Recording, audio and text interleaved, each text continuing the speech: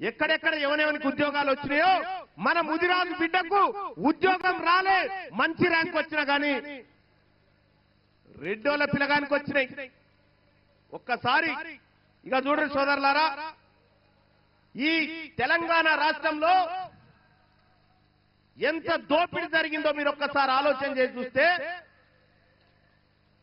ఉద్యోగాల విషయంలో అదే దోపిడీ, రాజకీయంలో అదే దోపిడీ.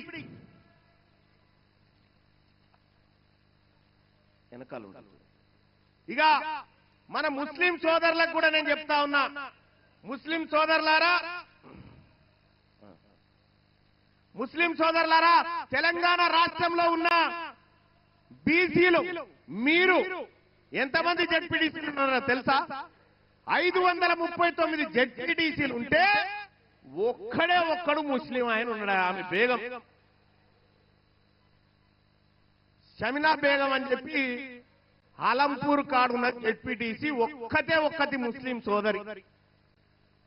వాళ్ళు 12% ఉన్నారని లెక్కలు చెప్తా ఉంటే ఒక్క జెడ్పీటీసీ. అందుకోసమే 42% రిజర్వేషన్లు రావాల్సిందే అన్న మాట నిలబెట్టుకోవాల్సిందే సోదరులారా. ఈ 42 కాదు కానీ ఆ జనరల్ కోటాలు ఏవైతే ఉన్నాయో, జనరల్ కోటా అంటే ఇక మనమే కదా, బీసీలే, అన్రిజర్వ్డ్ ప్లేసెస్ అన్ని బీసీలే, అన్ని చోట్ల బీసీలు ఎన్నికల్లో నిలబడి తమ సత్తా దాటాలని చెప్పి తెలియజేస్తా ఉన్నా. అలాగే ఇక మనది ఏ రంగంలో లేదు, సినిమా హీరోలు కూడా మనోళ్ళు ఏం లేరు, సినిమా హీరోలు ఏం లేరు. మొన్న క్యూ న్యూస్ లో వేస్తా ఉన్నా, ఎవరెవరు ఏం చేస్తా ఉన్నారు అని వేస్తా ఉన్నా. ఇక వాళ్ళు ఒక ఆయన అంటాడు, ఏమని మాకు తప్ప రిజర్వేషన్ ఉంటే తప్ప అంటుండ ఆయన. వరంగల్ మోరీలు ఎత్తెక్కడ వీళ్ళకి రిజర్వేషన్ వద్దా? మరి 10% ఇవ్వాలన్నా వద్దాడా? మోరీలు తీసేకాడ వద్దా? వీళ్ళకు వద్దట. కొత్త పోస్టులు క్రియేట్ చేసుకుంటా అప్పరంగా దోపిడీ చేస్తా ఉన్నారు ఈ దొంగల ముఠ అంతా.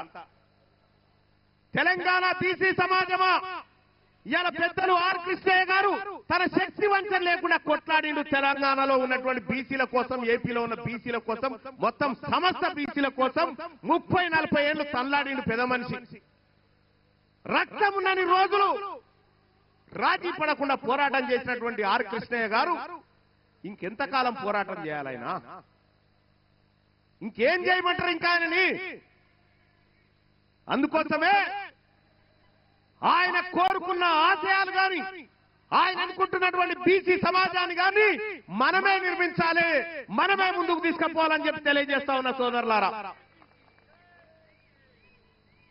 చాలన్నా, నీ జీవితం అంతా పోరాటం చేసినావు, మేమున్నాం, మేం చేస్తామన్నా 4 సంవత్సరాల్లో ఈ తెలంగాణ రాష్ట్రాన్ని బీసీల కాళ్ళ దగ్గరికి తీసుకొచ్చి పెట్టడమే మా లక్ష్యం అని చెప్పి తెలియజేస్తా ఉన్న సోదరులారా.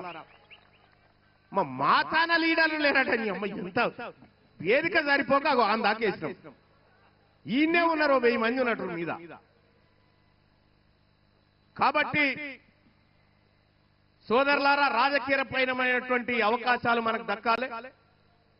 వార్డు మెంబరు జనరల్ అయ్యిరంటే దుంకుని కథం. జనరల్ అని తెలిస్తే తడుపున దుంకాలన్నా పోటీ చేస్తూనే ఉండాలి, ఎందుకంటే ఓట్లు మనే కదా, ఓట్లు మనే.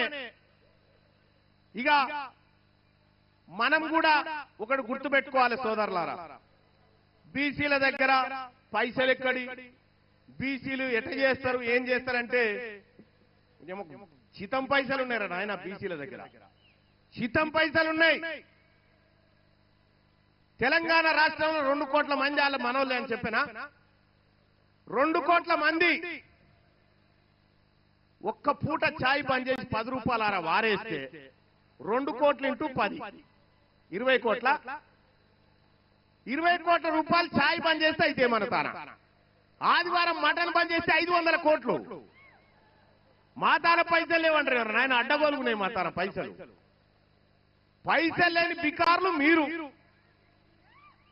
మేము రేపు తెల్లారే వరకల్లా టీఆర్ఎస్ పార్టీని కొనేయమంటే కొనేస్తాం. మేము గంత డబ్బుంది బీసీల దగ్గర.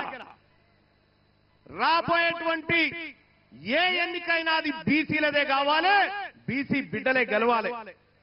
ఇక కొన్ని విషయాలు బీసీలు త్యాగాలు పోరాటాలని చెప్పి చెప్తా ఉంటే సోదరులారా సిగ్గనిపిస్తుంది వాళ్ళని చూస్తా ఉంటే. సర్దార్ సర్వాయి పాపన్ ఎవరు? మన బీసీ. చాకలి ఐలమ్మ ఎవరు? పుంజాల శివశంకర్ ఎవరు? బొమ్మగాని ధర్మభిక్షం ఎవరా? మన బిడ్డనే కదా. పండుగ సాయన్న ఎవరా? అనేక మంది బీసీల త్యాగంతో ఏర్పడ్డ ఈ నేల మీద మీ పెత్తనం ఏంది? కొండా లక్ష్మణ్ బాపూజీ ఎవరు?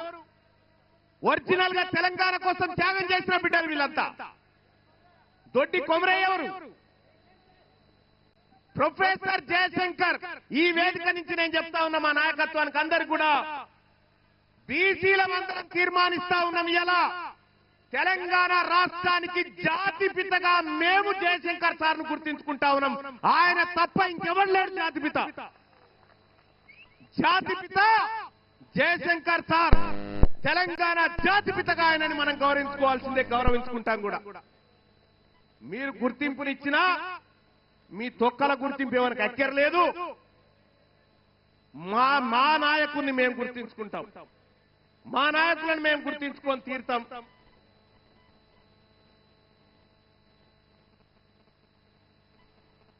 సోదరులారా, ఇంకా అంతేగా మనోళ్ళు చాలా చిట్టీలు ఇస్తా ఉన్నారు. ఇప్పటికే చాలా ఆలస్యమైంది. 2 గంటల సభ ఇవాళ ఎంత అయింది? దాదాపు 8:30 అయినట్టు. 8-10 నిమిషాలు అయింది. ఇంకా ఎక్కువసేపు మీకు విషయం ఎందుకంటే నేను చెప్పాల్సినటువంటి డేటా చాలా ఉండే. కానీ మరొక రోజు ప్రెస్ మీట్ లో ఈ వివరాలన్నీ వీళ్ళకి తెలియజేస్తా. రాబోయేటువంటి ఈ పట్టభద్రుల ఎమ్మెల్సీ గాని టీచర్ ఎమ్మెల్సీలో గాని బీసీల గెలుపు కోసం మనం అందరం ప్రయత్నం చేయాలని చెప్పి తెలియజేసుకుంటూ, అలాగే ఈ కార్యక్రమానికి విచ్చేసినటువంటి సోదరులారా సోదరిమణులారా జాగ్రత్తగా ఇంటికి పొండి. రేపటి తెలంగాణ రాష్ట్రం అబ్కీ బార్ బీసీ సర్కార్, అబ్కీ బార్ జై తెలంగాణ, జై బీసీ.